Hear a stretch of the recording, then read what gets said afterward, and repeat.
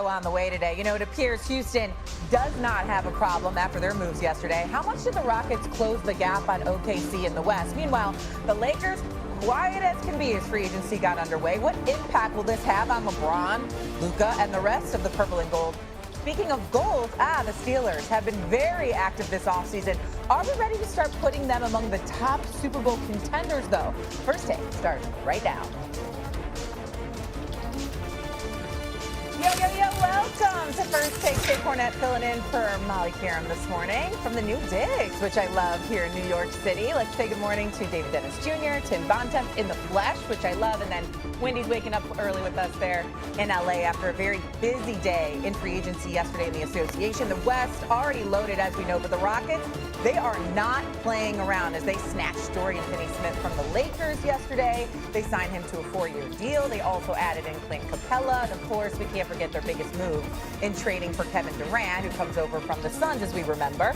But let's take a look at Houston's starting five here and what we've got when we look at the way this is all going to kind of shape out as of now. Fred VanVleet there at guard, Amen Thompson, Jabari Smith Jr., Kevin Durant, then Alfred Sengun there kind of rounds us out. So the Rockets were bounced by the Warriors in 7 games in the first round of the playoffs. They were young. They were already good, right? But now with these moves, what message could we say that the Rockets are sending to the rest of the West? Wendy, I'll start with you.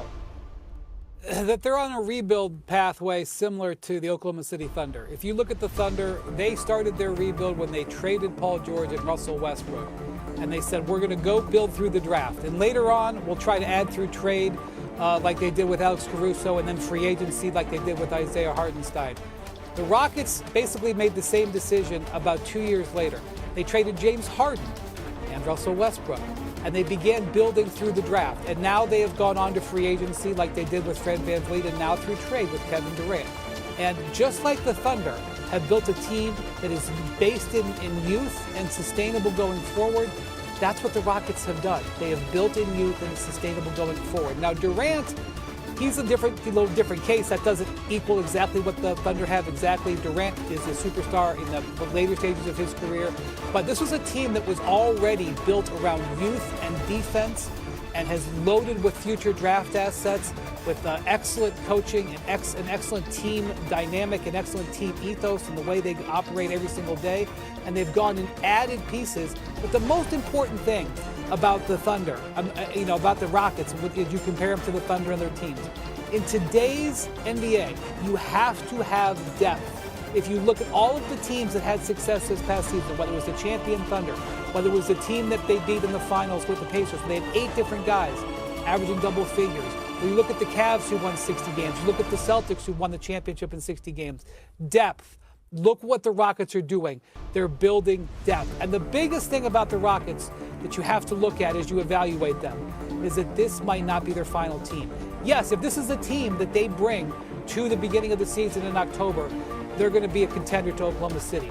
But because they have all these draft assets and all these young players, they could still go out shopping for a major transformational player if one becomes available. Yeah, that was going to be my next question. Do we think that the Rockets are done? Which clearly the answer is maybe not just yet. Okay, so Tim, I'm going to you now in terms of what you think the Rockets have done here. We could also add in the fact that Ime Udoka is now heading into year 3 there in Houston. He has such familiarity with Kevin Durant, so there won't be, you would assume, much of a transition there.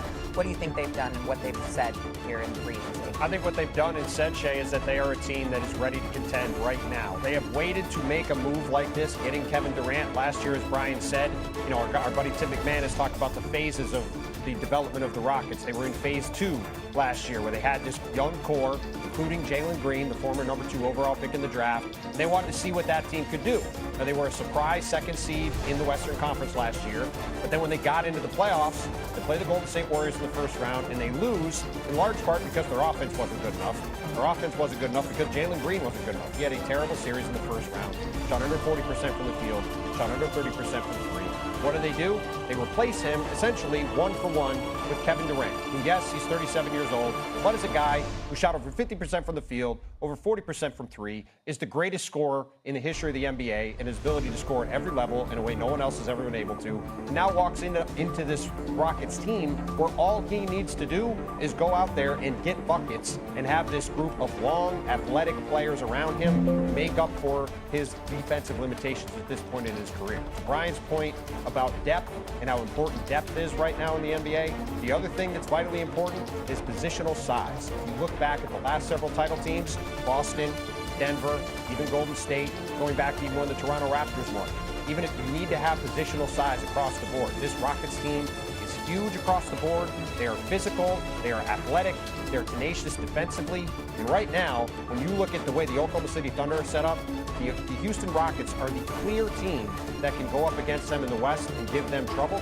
I would love to see a Western Conference Finals where in Game 1 we have Kevin Durant back in Oklahoma City going against the Thunder. How incredible would that be next season? And as Brian said, the Rockets still have all these assets to go make another move for a big star down the road. So this team is incredibly well set up, and we are looking at the two dominant forces in the West for a long time to come. I love how you're already jumping to the NBA Finals. I'm here for all of that. I mean, look, at the Rockets, you talk about positional size. They essentially have three big men already, right? And we don't know how it's all going to form together or what the moves are they're going to finish with here, but that's pretty impressive in itself. What do you think? The Rockets, let's face it, the Rockets right now are pitching a perfect offseason, which is something that seemingly was pretty much impossible in the league with the second apron and the way that we're talking about building teams. Every team generally goes into a new season with some sort of massive flaw. The Rockets right now are patching up every single hole that they seem to have. The Dorian Finney-Smith move was an absolute heist to make up for Dillon Brooks. The depth that they have, the coaching that they have all the things that a lot of these teams seem to be lacking when they're going into a season. The depth, the size, the defense, the dynamic scorer in Kevin Durant, who's a 50, 40, 90 guy, and they have maybe one of the, well, not maybe, definitely one of the best coaches in the league, and they have versatility in the way that they can move forward. Things, get off a little rocky. There's an injury in October, November. They can make some moves. And I'm with Tim here. This team, when they got Kevin Durant, I thought their ceiling was a competitive, fun series against OKC in the conference finals. They are now real, actual competitors with OKC. They have a shot here against this team in a conference finals, especially as the season goes on, if people get nicked up, if OKC's not 100%, if things fall Houston's way in some sort of way. Kevin Durant can go out there and be the most dynamic scorer in a series against this squad. They can bully some of those bigs with the guys that they have down low. Their depth is right there with them. I think that this has been an absolute just master class in how to work an off season and get ready to be prepared to be a championship contender. So now what we do naturally in the West is compare them to the Oklahoma City Thunder, which is a perfect segue into our breaking news that we have here on First Take right now. NBA MVP Shai Gilgeous-Alexander has agreed to a 4-year, $285 million Supermax contract extension with the championship Oklahoma City Thunder through 2030-2031, sources tell ESPN. This is now the richest annual salary for a player in league history. That's our breaking news right now here on First Take. And so, Wendy, reaction to this news about Shai Gilgeous-Alexander? Yeah, the bad news for the rest of the NBA is that the Thunder have a tremendous... Xin chào tất cả các bạn đã đến với kênh YouTube của mình. Hiện tại mình là nhà sáng tạo nội dung